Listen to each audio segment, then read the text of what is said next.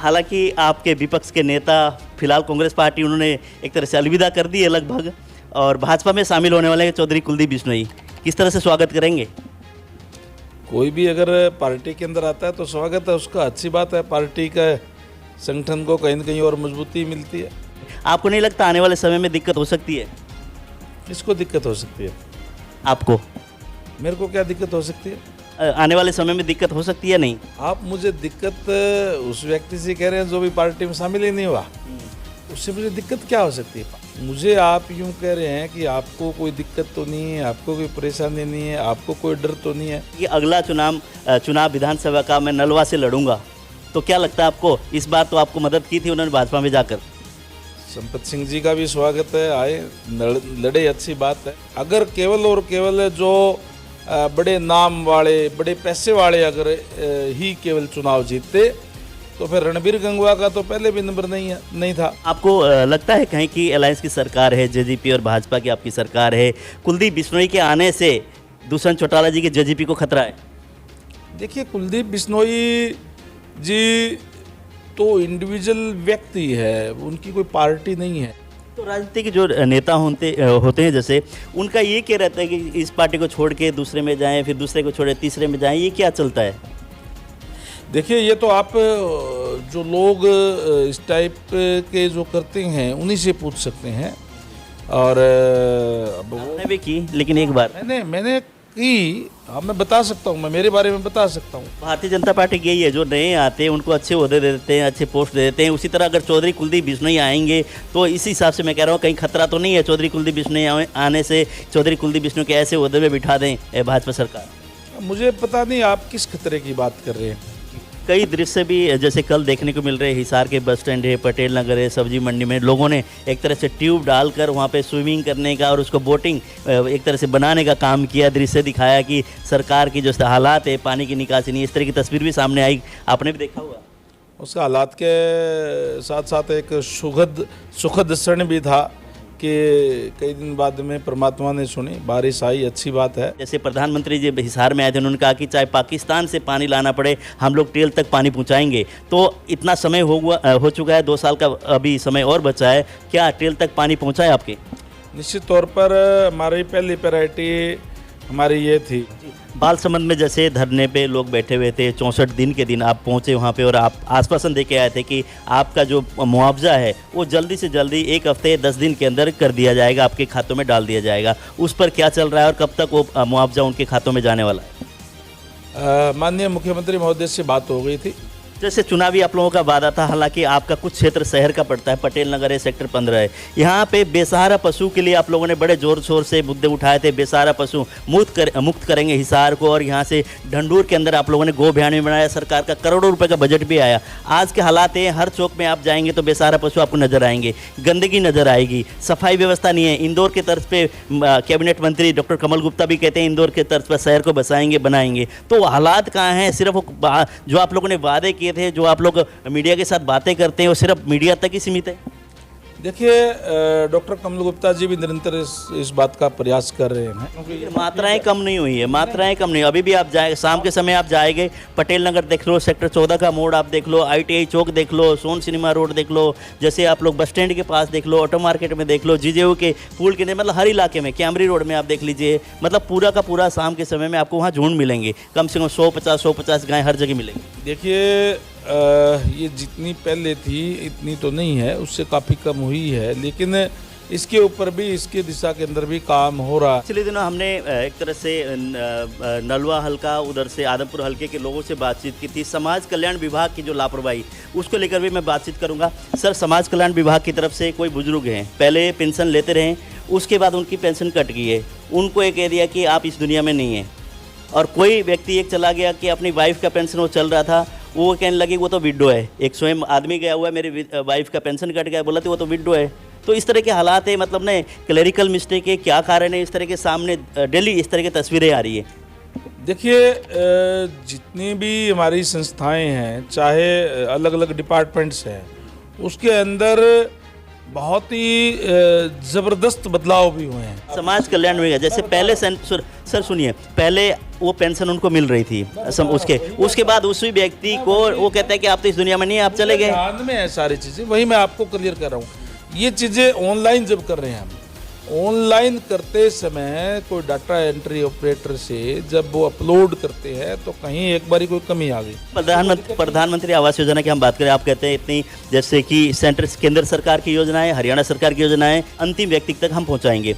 वहीं पे हम लोग प्रधानमंत्री आवास योजना की बात करें, उन्होंने डॉक्यूमेंट्स हो गए, सारी चीज़ तैयार होगी 2018, जैसे कि 18 में उन्होंने डॉक्यूमेंट्स जमा करा दिए, अभी तक उनके पास वो नहीं आया प्रधानमंत्री आवास योजना की जो रकम है। दूसरी चीज़, प्रधानमंत्री आवास योजना की रकम लेने के लिए अगर पार्षद से किसी से भी अगर साइन कराते हैं तो कमीशन खा जाते हैं, उसमें 50-50 हज़ार रुपये, इस तरह की बातें आ रही है। तीसरी चीज़, जिन लोगों के गरीब आदमियों के जो गुलाबी कार्ड बनने चाहिए उनके गुलाबी कार्ड नहीं है, वो दिहाड़ी मजदूरी 250-300 रुपये दिहाड़ी करके अपने बच्चों का पालन पोषण करते हैं, वो लोग वंचित हैं। और उन लोगों के गुलाबी कार्ड बने हैं जिनके कि घर भी है, ज़मीन भी है, सारी चीज़ें, इस तरह की दुविधाएँ भी आपने देखने को मिल रही है।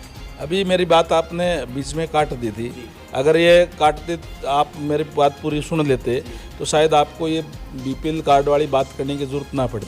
चलो अंतिम सवाल एक और मैं आपसे कहना चाहूँगा, जैसे केंद्र सरकार द्वारा कांग्रेस पार्टी की राष्ट्रीय नेता सोनिया गांधी जी को ईडी बार बार बुलाने की वजह से कांग्रेस पार्टी विरोध कर रही है कि एक दबंगकारी नीति केंद्र सरकार, भाजपा सरकार अपना रही है, बार बार तंग करने का काम कर रही है विपक्ष के नेताओं को। देखिए, कांग्रेस पार्टी का कार्य तो केवल मैंने जैसे कहा कि उनको तो केवल विरोध करना है। अगर बात करें प्रदेश के अंदर क्राइम बहुत बढ़ रहा है, आपने देखा कि नूह जिले में जैसे डीएसपी की हत्या करना, उसी तरह से विधायक हैं उनको धमकियां मिलना, और क्राइम कितना बढ़ रहा है उसको किस तरह से नियंत्रण करें, किस तरह से कंट्रोल करेंगे आप लोग?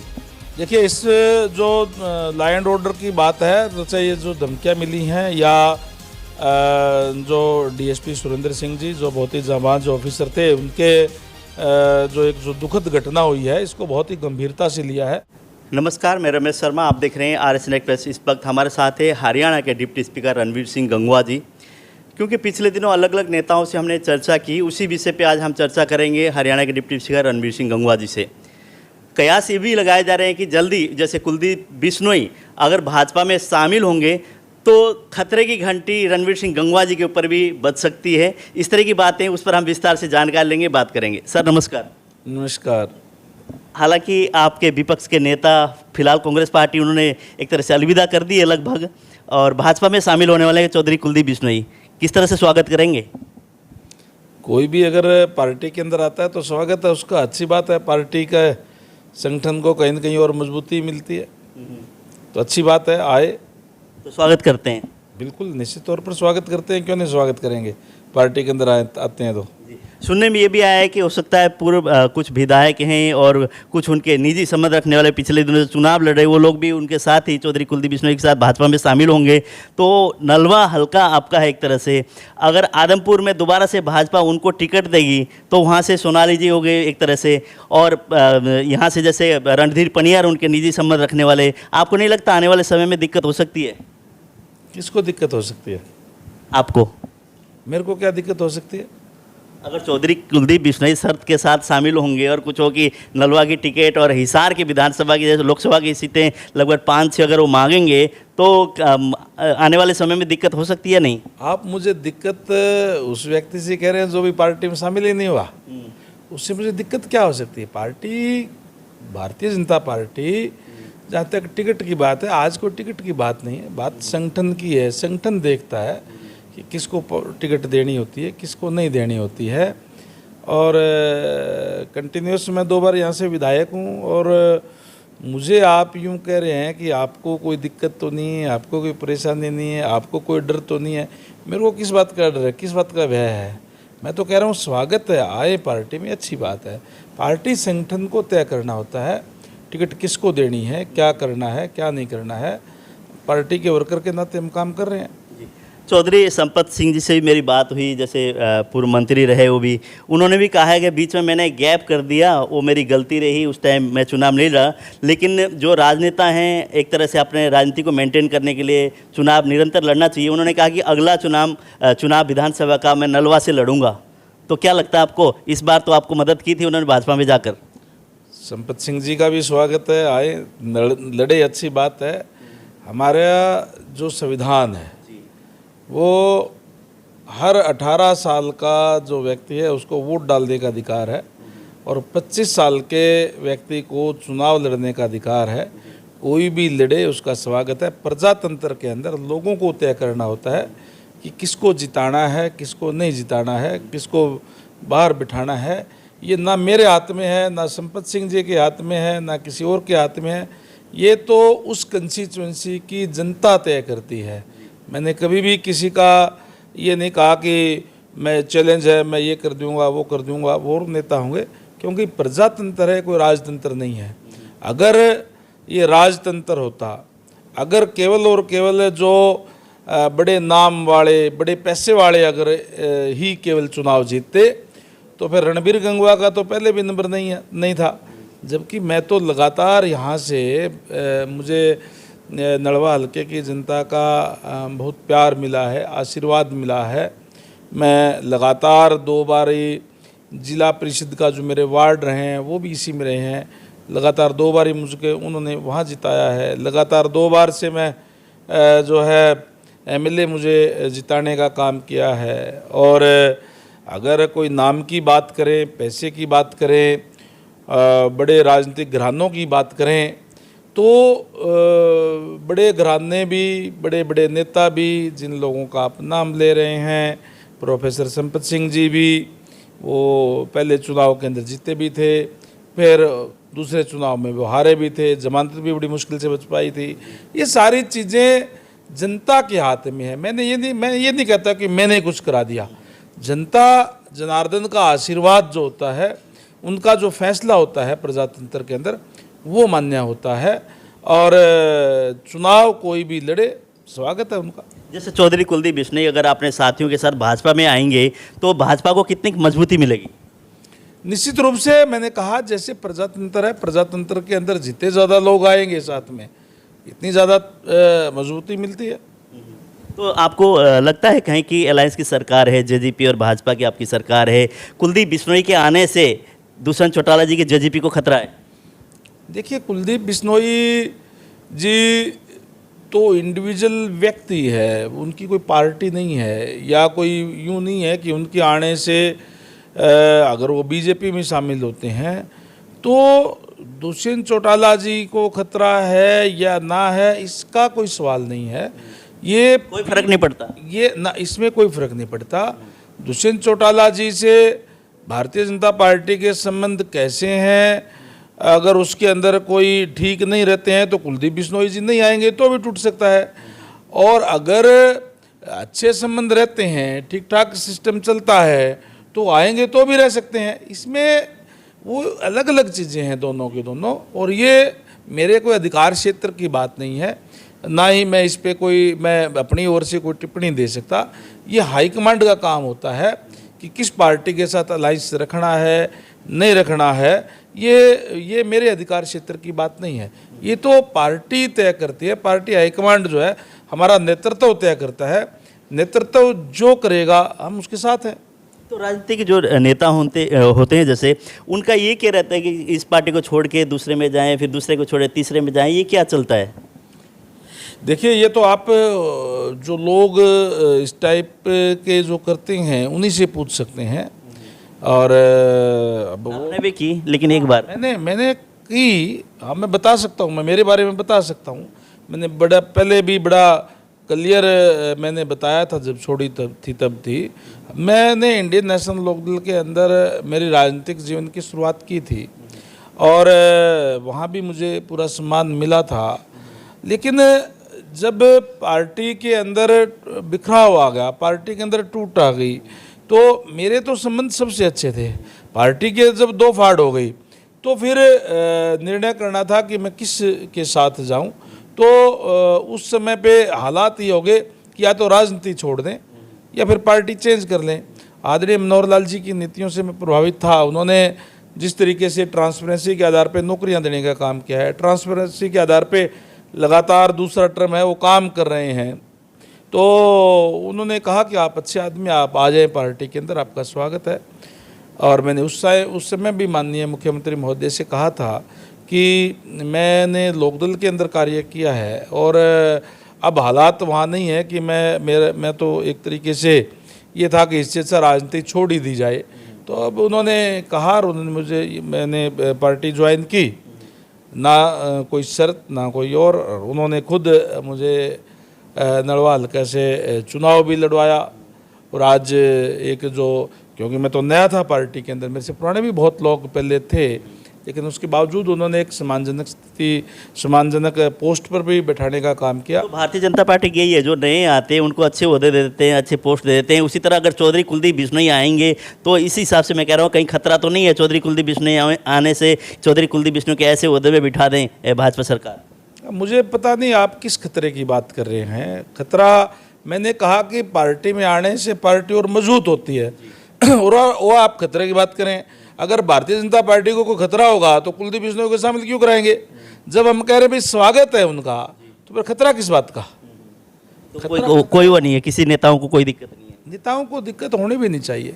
किस बात की दिक्कत क्यों होगी? पार्टी के अंदर आने से पार्टी की और ज़्यादा मजबूती होती है। पार्टी मजबूत होने से तो और ज़्यादा खुशी होती है। खतरा किस बात का? चलो हम और मुद्दे पे बात करेंगे। आपके इस तरह आपके विधानसभा क्षेत्र की हम बात करें, इन दिनों बारिश बहुत हो रही है, जैसे कि 2-3 दिन से। उसके अगर पटेल नगर क्षेत्र के पूरे हिसार में अलग अलग इलाकों में पानी बहुत है, खड़ा है 2 दिन से, कहीं पानी की निकासी नहीं है। इससे जो मेन अगर हम लोग रोड की बात करें तो चलो यहाँ पानी नहीं दिख रहा, लेकिन अलग अलग इलाके में जाएंगे, गलियों में देखेंगे तो बहुत सारा पानी भी खड़ा है। तो उसकी निकासी के लिए किस तरह से आप लोग काम कर रहे हैं? देखिए, पानी निकासी के लिए हमने जो कैमी रोड पे भी सीवरेज ट्रीटमेंट प्लांट ऑलरेडी बना हुआ है और सीवरेज व्यवस्था दुरुस्त करने का काम कर रहे हैं। लेकिन हमारे यहाँ तो, क्योंकि जैसे आपको पता ही है कि ज़्यादातर सूखा रहता है और एकदम से बारिशें आ जाती हैं, तो कई बारी कहीं कोई सीवरेज के अंदर कहीं कोई दिक्कत परेशानी आ जाती है, तो कहीं जल भराव आ जाता है। उसके निरंतर अधिकारियों को निर्देश दिए हुए हैं कि वो सफाई करवाए और लोगों को कोई दिक्कत और परेशानी ना आए। और ज़्यादातर क्षेत्र के अंदर आप देखेंगे कि आज कोई दिक्कत और परेशानी इस टाइप की कोई बहुत ज़्यादा है नहीं। वैसे जब क्योंकि एकदम से बारिश ज़्यादा आती है तो एक बार एकदम से तो पानी आता है, लेकिन साथ के साथ उसका निकास भी हो रहा है। कई दृश्य भी जैसे कल देखने को मिल रहे हैं, हिसार के बस स्टैंड है, पटेल नगर है, सब्जी मंडी में लोगों ने एक तरह से ट्यूब डालकर वहाँ पे स्विमिंग करने का और उसको बोटिंग एक तरह से बनाने का काम किया। दृश्य दिखाया कि सरकार की जो हालात है, पानी की निकासी नहीं, इस तरह की तस्वीर भी सामने आई, आपने भी देखा हुआ। उसका हालात के साथ साथ एक सुखद क्षण भी था कि कई दिन बाद में परमात्मा ने सुनी, बारिश आई, अच्छी बात है, ठंड भी हुई, फसलों के लिए भी बहुत ज़रूरी थी और ये आने भी चाहिए। और जहाँ तक पानी की बात है, मैंने जैसे कहा कि एकदम से जब पानी आएगा तो पानी आ जाता है, लेकिन निकासी के प्रबंध ऑलमोस्ट ठीक है। जहाँ कोई दिक्कत और परेशानी होगी वहाँ और भी अधिकारियों को निर्देश देंगे ताकि लोगों को इस बात की परेशानी ना हो। जी, इन दिनों तो चलो मानसून चल रहा है, उस हिसाब से बरसात हो रही है। आपके इलाके में तो वैसे पानी की कमी है, उसमें पानी की कमी है तो इस टाइम पूर्ति हो रही है। लेकिन आपका ये था कि चुनाव के दिन वादे आपके थे कि जैसे प्रधानमंत्री जी हिसार में आए थे, उन्होंने कहा कि चाहे पाकिस्तान से पानी लाना पड़े हम लोग टेल तक पानी पहुँचाएंगे। तो इतना समय हो चुका है, 2 साल का अभी समय और बचा है, क्या टेल तक पानी पहुँचा है आपके? निश्चित तौर पर हमारी पहली प्रायोरिटी हमारी ये थी कि हम जो जितना पानी हमारे पास है उसकी समान बंटवारा करें, समान रूप से लोगों तक जाए। आज 1 सप्ताह पानी आता है, 2 सप्ताह बंद रहता है। जब 1 सप्ताह आता है तो पूरा टेल तक पानी जाता है, आप जाकर के चेक कर सकते हैं गाँव के अंदर भी। और दूसरा हमारा ये था कि हम पानी की और व्यवस्था करें ताकि सिंचाई के लिए भी पानी और ज़्यादा आ सके। उसके लिए फ़िलहाल जो हमने करने का काम किया, न्यू सिवानी फीडर अभी बनाई है और न्यू सिवानी फीडर के अंदर मुश्किल से मेरे ख्याल से कोई 1 हफ्ते का काम और बकाया रह गया था, बरसात से कुछ बाधित हुआ है। ये अब और होने के बाद में कम से कम 3-4 महीने जो रेनी सीजन जिसको हम बोलते हैं उसके अंदर, क्योंकि हमारे यहाँ जो हिसार का जो नलवा का हल्का है, आदमपुर का हल्का है, इसमें तो पूरे साल ही पानी की कहीं न कहीं कमी रहती है। तो उस रेनी सीजन के अंदर हमने 2-2 बारी भी देने का काम करेंगे, तो ताकि अभी वो थोड़ा सा काम रहे वो कंप्लीट हो जाएगा। उसके बाद भी माननीय मुख्यमंत्री महोदय से, अधिकारियों से भी निरंतर बातचीत हो रही है कि किसी तरीके से भी पानी की और ज़्यादा व्यवस्था हो ताकि हमारे यहाँ सिंचाई का पानी ज़्यादा आए। दूसरे हमने जो चुनाव के अंदर जो वायदे किए थे वो एक हमने ये भी कहा था कि हर घर में नल और नल में स्वच्छ जल, उसके तहत जल जीवन मिशन के तहत आज कोई भी गांव ऐसा नहीं है जिसमें 1 करोड़ 1.25 करोड़ से रुपए से लेकर के 3-3, 4-4 करोड़ रुपए पर गांव के अंदर हमने लगवाने जो काम कुछ में लग गए हैं, कुछ काम शुरू है, जिससे हमारा जो वाटर वर्क्स की जो रिपेयर हो रही है, कई नए वाटर वर्क्स बन रहे हैं, नई पाइपलाइंस जो है जो पुरानी थी वो पूरे हल्के के अंदर बिछ रही है। अगले बार जब मैदान में आप जाएंगे उससे पहले जो आपने वादे किए थे सब पूरे हो जाएंगे? देखिए, जहाँ तक जो पानी पीने की पानी की बात है, मैं ये मान करके चलता हूँ, क्योंकि एक बार जो टेंडर हुआ था वो टेंडर रद्द हो गया जो पाइप का था, इसलिए कई जगह पाइप की हमारे पास कमी है। और मैं समझता हूँ कि सितंबर माह के अंदर पूरा पाइप आ जाएगा और उसके 1-8 महीने बाद में पीने के पानी की दिक्कत और परेशानी नहीं रहेगी। हमने नलवा हल्के की जनता ये जानती भी है, एक बार तो एमएलए बन जाता है, लेकिन दोबारा बनाना लगातार, मैं तो जैसे मैंने पहले कहा कि लगातार मैं यहाँ से 2 बार जिला परिषद का मेंबर रहा, लगातार दूसरी बार एमएलए भी रहा हूँ। ये बगैर जब तक जनता विश्वास नहीं करती तब तक नहीं हो पाता। और नलवा हल्का की जनता का आशीर्वाद हमेशा उन्होंने मुझे देने का काम किया है और उनको पता भी है कि जितना मैं कहूँगा वो मैं करूँगा, जितना मैं कर पाता हूँ इतना ही मैं कहता हूँ। झूठ या मैं उस तरीके की बात नहीं करता जो पूरी ना हो सके। हमने यहाँ जल संघर्ष समिति है, उनकी भी ऐसी स्तर पे भी मैंने मीटिंग करवाने का काम किया। उनके लिए उनके साथ जो है चीफ इंजीनियर की मीटिंग्स भी मैंने जो है महीने में 1-8 बार उनकी जो है ना लगातार महीने में 1.5 महीने में होती है, लगातार हमने उनकी फिक्स कराने का भी काम किया है। यानी हम जो बेस्ट कर सकते हैं वो हम कर रहे हैं और आगे भी करेंगे। और निश्चित तौर पर जैसे आपने कहा कि जब हम अगली बार जब वोट मांगने के लिए जाएंगे तब हमने जो कहा है वो करके भी जाएंगे। जो हमने कहा है आज हम निरंतर उस पर कार्य कर रहे हैं। आप देख सकते हैं कि शिक्षा के लिए हमने मंगाड़ी के अंदर एक नया कॉलेज बनाने का काम किया। भेरिया जो फीडर है उसको हमने नई रिमॉडलिंग करके बना दी गई है। आज गारनपुरा माइनर, शाडवा माइनर और सरसाना की जो 3 नंबर जो है उसके सीएम अनाउंसमेंट करवा दी गई है, उसके तैयार हो गया, रिमॉडलिंग हो जाएगी। पानी जितना हमारे पास है उसकी समुचित व्यवस्था हो जाएगी। हमारे जितने भी जो नालियां हैं खेतों की वो हम बनाने का काम कर रहे हैं। पीने के पानी के हमने डिटेल से आपको बता दिया, उस पर हम कार्य कर रहे हैं। यानी हर क्षेत्र में, चाहे वो शिक्षा है, चाहे पीने का पानी है, चाहे खेती का पानी है, चाहे एजुकेशन का मामला है, हमने कंप्लीट उस पे हमारा जो कार्य चल रहा है। जी, बालसमंद में जैसे धरने पे लोग बैठे हुए थे, 64 दिन के दिन आप पहुंचे वहां पे और आप आश्वासन दे के आए थे कि आपका जो मुआवजा है वो जल्दी से जल्दी 1 हफ्ते 10 दिन के अंदर कर दिया जाएगा, आपके खातों में डाल दिया जाएगा। उस पर क्या चल रहा है और कब तक वो मुआवजा उनके खातों में जाने वाला है? माननीय मुख्यमंत्री महोदय से बात हो गई थी और अभी जो है उसका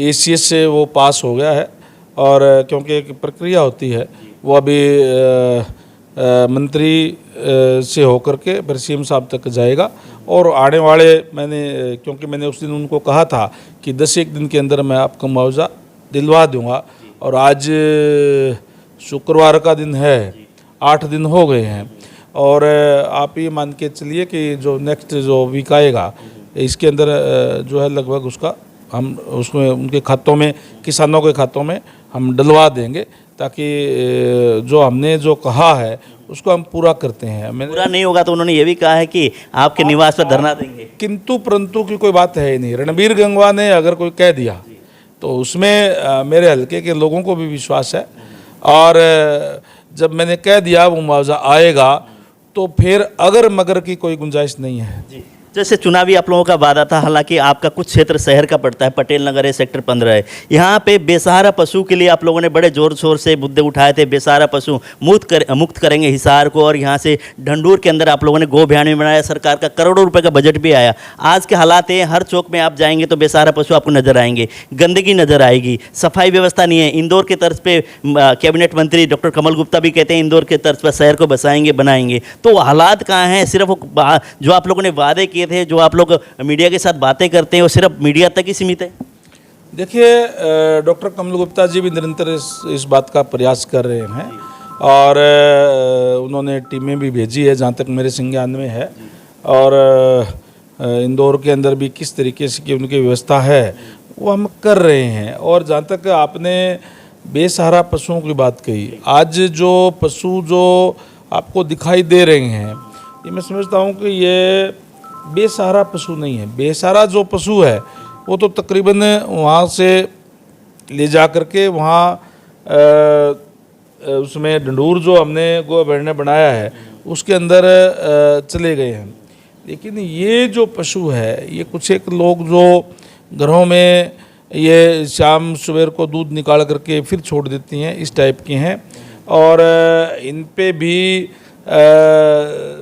सख्ताई हमें करनी पड़ेगी और इनको भी पकड़ करके और वहाँ ले जाना पड़ेगा, क्योंकि मात्राएं कम नहीं हुई है, मात्राएं कम नहीं। अभी भी आप जाए शाम के समय आप जाएंगे, पटेल नगर देख लो, सेक्टर 14 का मोड़ आप देख लो, ITI चौक देख लो, सोन सिनेमा रोड देख लो, जैसे आप लोग बस स्टैंड के पास देख लो, ऑटो मार्केट में देख लो, जीजेयू के पुल के मतलब हर इलाके में, कैमरी रोड में आप देख लीजिए, मतलब पूरा का पूरा शाम के समय में आपको वहाँ झुंड मिलेंगे, कम से कम 150 गाय हर जगह मिलेंगी। देखिए ये जितनी पहले थी इतनी तो नहीं है, उससे काफ़ी कम हुई है, लेकिन इसके ऊपर भी इसके दिशा के अंदर भी काम हो रहा है। क्योंकि कई बारी इसके लिए केवल और केवल हम एक बात, चाहे वो स्वच्छता मिशन है, चाहे वो आवारा पशु की जो बात हमने कही उसकी बात है, ये जनता का सहयोग भी चाहिए। मैं आपके चैनल के माध्यम से भी हमारी शहर की जनता से भी अपील करना चाहूँगा कि इसके अंदर सरकार का सहयोग करने का काम करें।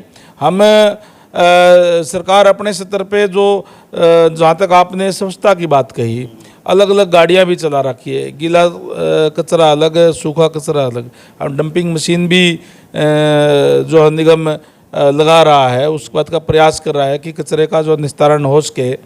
और लेकिन उसके लिए जनता को भी सहयोग देना चाहिए। अब ये नहीं है कि हमने कहीं भी कोई भी चीज़ हमने गंदगी जो आखिर ये जो हम फैलाते हैं, हम फैलाने का काम भी हम ही कर रहे हैं। तो जो सरकार व्यवस्था कर रही है उसमें सहयोग करने का काम आम जनता भी करे। और जो पशु जो रखते हैं, खासकर जो गायें जो रखते हैं, मैं उनसे भी निवेदन करूंगा कि जो दुधारू गायें रखते हैं वो अपने घरों के अंदर बांध करके रखे। बाकी जो बेसहारा पशु है उनको लिए सरकार ने समुचित व्यवस्था की हुई है, धानसू के अंदर भी की हुई है, ढंढूर के अंदर भी की हुई है। लेकिन जब हम केवल सुबह शाम बांध करके दिन में हम छोड़ देते हैं तो उसको दिक्कत परेशानी होती है, उसमें गंदगी भी फैलती है और लोगों को दिक्कत और परेशानी भी होती है। और इसके लिए भी हम अभियान चला करके कोई न कोई सिस्टम ऐसा बनाएंगे ताकि आने वाले समय के अंदर ये पूर्ण रूप से इससे मुक्ति मिल सके। पिछले दिनों हमने एक तरह से नलवा हल्का, उधर से आदमपुर हल्के के लोगों से बातचीत की थी। समाज कल्याण विभाग की जो लापरवाही, उसको लेकर भी मैं बातचीत करूंगा। सर, समाज कल्याण विभाग की तरफ से कोई बुजुर्ग हैं, पहले पेंशन लेते रहे, उसके बाद उनकी पेंशन कट गई है, उनको ये कह दिया कि आप इस दुनिया में नहीं हैं। और कोई व्यक्ति एक चला गया कि अपनी वाइफ का पेंशन वो चल रहा था, वो कहने लगी वो तो विडो है। एक स्वयं आदमी गया हुआ है, मेरी वाइफ का पेंशन कट गया, बोला तो वो तो विडो है। तो इस तरह के हालात है, मतलब ना क्लरिकल मिस्टेक है, क्या कारण है, इस तरह के सामने डेली इस तरह की तस्वीरें आ रही है। देखिए जितनी भी हमारी संस्थाएं हैं, चाहे अलग अलग डिपार्टमेंट्स हैं, उसके अंदर बहुत ही ज़बरदस्त बदलाव भी हुए हैं, मैं कहूँगा। और जब बदलाव जब होते हैं तो फिर एक बारी जो सिस्टम को ठीक करने में कहीं न कहीं दिक्कत परेशानी कई बारी आ जाती है। ये ठीक है कि आपने कहा कि चाहे वो डेथ की बात हो और चाहे वो विडो वाली बात आपने कही, क्योंकि केवल आपसे तो केवल वो लोग करते हैं जिनको समस्या हुई। और इस जब बदलाव जब किया जाता है तो फिर उस टेक्निक को लागू करते समय कई थोड़ी बहुत दिक्कत परेशानियां होती है। अभी हमने अनेक तरह के बदलाव किए हैं। अभी जो आप जिस पेंशन की बात कर रहे हैं, इस महीने के बाद में अगले महीने से किसी को भी पेंशन की फार्म भरने की ज़रूरत नहीं पड़ेगी। जो फैमिली आईडी है उससे ही कनेक्टेड कर दिया गया है। जब 60 साल का कोई भी व्यक्ति हो जाएगा, समाज कल्याण से ही उससे अधिकारी उससे पूछेंगे, बताइए आपकी पेंशन 60 साल के हो गए, पेंशन भरनी है क्या। और इसी तरीके से चाहे वो कास्ट का सर्टिफिकेट है, चाहे एससी का, समाज कल्याण में जैसे पहले सर सुनिए, पहले वो पेंशन उनको मिल रही थी उसके बाद उसी व्यक्ति को वो कहता है कि आप तो इस दुनिया में नहीं है, आप चले गए। ध्यान में है सारी चीज़ें, वही मैं आपको क्लियर कर रहा हूँ। ये चीज़ें ऑनलाइन जब कर रहे हैं हम, ऑनलाइन करते समय कोई डाटा एंट्री ऑपरेटर से जब वो अपलोड करते हैं तो कहीं एक बारी कोई कमी आ गई, और क्योंकि एक बारी अपलोड ही कर रहे हैं इसलिए बीच में उसमें करेक्शन करने में भी दिक्कत आई है। ये है फॉर द टाइम बीइंग, थोड़ा सा टाइम के लिए है, उसे करेक्शन हो जाएगी। लेकिन इसके पूरा अपडेट ठीक तरीके से होने के बाद में आप ये देखिए ना सहूलियत कितनी होगी, उनको दिक्कत परेशानी नहीं होगी। मैं कहता हूँ कि ठीक है कहीं कोई 1-8% को इस टाइप की दिक्कत आई है, लेकिन मेजोरिटी लोगों के खाते में पेंशन अब जा रही है, उनको कोई दिक्कत परेशानी नहीं है। क्योंकि जिनके ठीक ठाक जा रही है वो आप लोगों से बात थोड़ी कर रहे हैं, आप लोगों से तो बात वो कर रहे हैं जिनको परेशानी हुई है।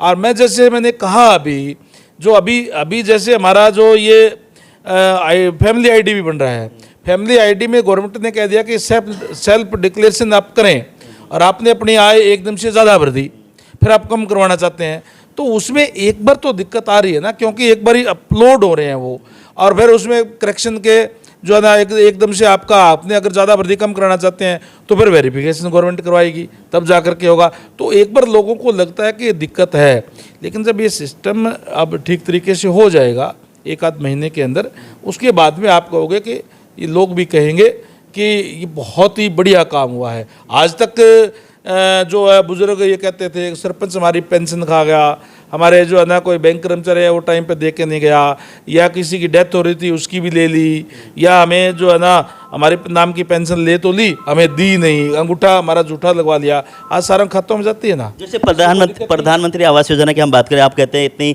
जैसे कि केंद्र सरकार की योजनाएं, हरियाणा सरकार की योजनाएं अंतिम व्यक्ति तक हम पहुंचाएंगे।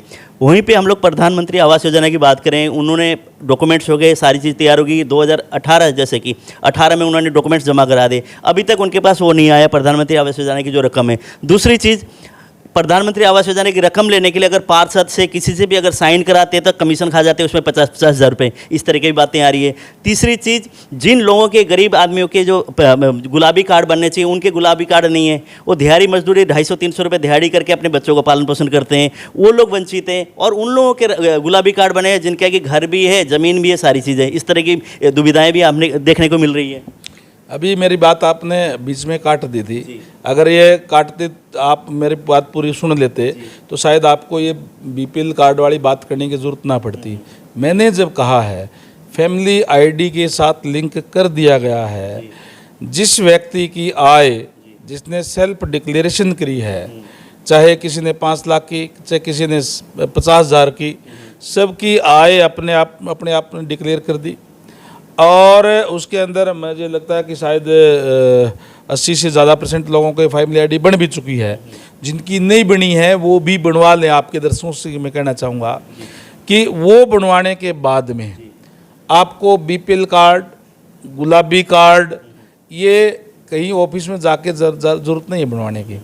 आपके फैमिली आईडी में आपको जब ये होगा कि आपकी जो 1,80,000 से रुपये या उससे कम है, तो फिर अपने आप आपका बीपीएल कार्ड बन जाएगा। आपको कहीं फूड एंड सप्लाई में भी अप्लाई करने की भी ज़रूरत नहीं है। हमने कहा ना, हम इस टाइप का कार्य कर रहे हैं हमारी सरकार, जिससे सारे क्लेश कट जाएंगे, कोई दिक्कत परेशानी आएगी नहीं। लेकिन जब एक बार इम्प्लीमेंट करते हैं तो दिक्कत परेशानी रहती है। आज जो आप कह रहे हैं कि बीपीएल कार्ड कईयों के बने हुए हैं जी, कोठियों वाले के बन रहे हैं, गरीब आदमी रह रहे हैं, ये परेशानी ना हो, इसी के लिए हमने ये फैमिली आईडी जो है, परिवार पहचान पत्र PPP जो है, ये लागू कर दिया है। इसके बाद में ऑटोमेटिक ये जो है ये बनने शुरू हो जाएंगे। जिसके 1,80,000 से ज़्यादा इनकम होगी, ऑटोमेटिक उसके कट जाएंगे बने हुए हैं। तो जिसने तो वैसे लग रही है, महंगाई इतनी हो रही है, सब चीज़ के रेट बढ़ रहे हैं, वैसे ही कटने लग रहे हैं। अगर कोई चीज़ दाल लेने जाओ, दूध लेने जाओ, दही लेने जाओ, सिलेंडर हैं, हर चीज़ के दाम इतने बढ़ गए हैं कि लोग, विपक्ष के नेता आंदोलन कर रही हैं, सरकार रेट बढ़ाई जा रही है, कोई वो नहीं है। विपक्ष का काम तो केवल और केवल विरोध के लिए विरोध करना होता है। लोग तो दुखी हैं। नहीं, लोग दुखी, कौन दुखी हैं? सभी लोग दुखी हैं। नहीं, लोग दुखी नहीं है ना। लोगों की सुविधा के लिए सरकार हर संभव प्रयास कर रही है, कार्य कर रही है, लोगों को दिक्कत परेशानी ना आए, इसीलिए ये जो है परिवार पहचान पत्र का है, ये इसीलिए कर रहे हैं। महंगाई नहीं बढ़ रही? नहीं, महंगाई समय के हिसाब से कब नहीं बढ़ी। महंगाई जो है जब समय के हिसाब से टाइम टू टाइम हमेशा बढ़ी है। ये तो जो आज से आप पहले की बात करते हैं तो पहले जहाँ महंगाई कम थी तो सारी चीज़ों के कम रेट थे। अब आज अगर महंगाई बढ़ी है तो लोगों की तनख्वाह भी बढ़ी है, लोगों की इनकम भी बढ़ी है, लेकिन मजदूरी तो नहीं बढ़ी। कौन मजदूरी तो वही 200-250 रुपये, जो अभी भी लोग 200-250-300 रुपये में मजदूरी करते हैं। मैंने कहा तो उससे पहले 50 रुपये में भी करते थे, 100 रुपये में भी करते थे। आज बहुत पुरानी बात अगर आप करेंगे। मैं कहता हूँ कि समय के हिसाब से जो डेली वेजेस है वो भी बढ़ते हैं और मिनिमम वेजेस जो है, और जो महंगाई जो बढ़ रही है उसके हिसाब से हमारा हरियाणा प्रदेश के अंदर भी जो मिनिमम वेजेस है उसको भी बढ़ाने का काम किया है। और लोगों की, चाहे वो अपने बिजनेस कर रहे हैं, कोई और काम कर रहे हैं, तमाम चीज़ें बढ़ती है। तो इसमें ये नहीं है कि कोई आज ही महंगाई बढ़ रही है या पहले कभी बढ़ी ही नहीं। आप उठा के देखिए आंकड़े, ये एक निरंतर प्रक्रिया है, उसमें चलती है। चलो अंतिम सवाल एक और मैं आपसे कहना चाहूँगा, जैसे केंद्र सरकार द्वारा कांग्रेस पार्टी की राष्ट्रीय नेता सोनिया गांधी जी को ईडी बार बार बुलाने की वजह से कांग्रेस पार्टी विरोध कर रही है कि एक दबंगकारी नीति केंद्र सरकार, भाजपा सरकार अपना रही है, बार बार तंग करने का काम कर रही है विपक्ष के नेताओं को। देखिए, कांग्रेस पार्टी का कार्य तो केवल, मैंने जैसे कहा कि उनको तो केवल विरोध करना है। और आज ये जो प्रदर्शन कर रहे हैं, आज ये धरना कर रहे हैं, मुझे हैरानी इस बात की है कि भ्रष्टाचार के खिलाफ अगर कोई कार्रवाई होती है तो उसके खिलाफ भी ये प्रदर्शन कर रहे हैं। किसी को बुलाना, वो सोनिया गांधी जी या राहुल गांधी जी या कांग्रेस के जितने भी नेतागण हैं, क्या इस देश के नागरिक नहीं हैं? इस देश की नागरिक से किसी से भी डिपार्टमेंट जो है वो स्वतंत्र प्रभार होता है उनका। ईडी का, इनकम टैक्स का, अलग अलग डिपार्टमेंट है, उनके अपना कार्य उनको करना होता है। अगर उन्होंने कुछ गलत नहीं किया है तो फिर क्यों डर रहे हैं जांच से? जाएं, आप पूछे, कहें कि हाँ पूछिए, हमारे से क्या पूछना है। किस बात का प्रदर्शन कर रहे हैं? क्या भ्रष्टाचार के खिलाफ कोई अगर एक्शन लेते हैं तो भी वो प्रदर्शन करने का काम करेंगे। कांग्रेस के समय में, उनके अपने समय के अंदर घोटाले पर घोटाले हुए थे। आज आदरणीय नरेंद्र भाई मोदी जी की सरकार को 8 साल हो गए, कहीं भी कोई भी घोटाला किसी कोई मंत्री का या किसी के ऊपर ये नहीं आया कि इन्होंने कोई घोटाले कर लिए। निरंतर होते थे, कभी 2G स्पेक्ट्रम, कभी 3G स्पेक्ट्रम, कभी जो है कॉमनवेल्थ घोटाला, जमीन से लेकर के आसमान तक घोटाले इन्होंने। अभी अगर बात करें, प्रदेश के अंदर क्राइम बहुत बढ़ रहा है। आपने देखा कि नूह जिले में जैसे डीएसपी की हत्या करना, उसी तरह से विधायक हैं उनको धमकियां मिलना, और क्राइम कितना बढ़ रहा है, उसको किस तरह से नियंत्रण करें, किस तरह से कंट्रोल करेंगे आप लोग? देखिए, इस जो लॉ एंड ऑर्डर की बात है, चाहे ये जो धमकियाँ मिली हैं या जो डीएसपी सुरेंद्र सिंह जी जो बहुत ही जाबाज ऑफिसर थे, उनके जो दुखद घटना हुई है, इसको बहुत ही गंभीरता से लिया है। उन दोनों लोगों को गिरफ्तार भी कर लिया गया है। सरकार भी पीड़ित परिवार के जो है वो साथ है, तमाम वो सुविधाएं देने का भी काम करेगी जो एक उसके अंदर आती है। शहीद का दर्जा दिया है, 1 करोड़ रुपए की बात है, चाहे नौकरी की बात है। और उसके साथ साथ जो लोग इस टाइप के धंधे के अंदर जुड़े हुए हैं, आज 700 जवानों की टुकड़ी वहाँ लगा दी गई है जो घर घर के अंदर जा कर के चप्पे चप्पे पर कोई इस टाइप की कोई दहशतगर्दी फैलाने का जो प्रयास कर रहे हैं, उन लोगों के खिलाफ सख्त कार्रवाई की जाएगी। माननीय मुख्यमंत्री महोदय ने भी और हमारे होम मिनिस्टर अनिल विज जी ने भी इस बात पे संज्ञान में लेकर के आदेश दे दिए गए हैं। जहाँ तक विधायकों की धमकी की बात थी, उसके लिए भी उसको भी बड़े गंभीरता से लिया गया है। हमने विधानसभा की तरफ से भी सरकार को कहा है कि विधायकों को पूरी प्रोटेक्शन मिले, उसकी भी जहाँ व्यवस्था करने का काम किया है। जिन लोगों ने ये धमकियाँ दी है वो भी तमाम चीज़ें खंगाली जा रही है, सारी चीज़ें अब सामने आ जाएगी। कहीं भी किसी को भी प्रदेश के अंदर डरने की ज़रूरत नहीं है और सरकार इस मामले में गंभीर है। तो अब प्रदेश की हर एक नागरिक की सुरक्षा की जिम्मेदारी सरकार की है। समय देने के लिए बहुत बहुत धन्यवाद आपका।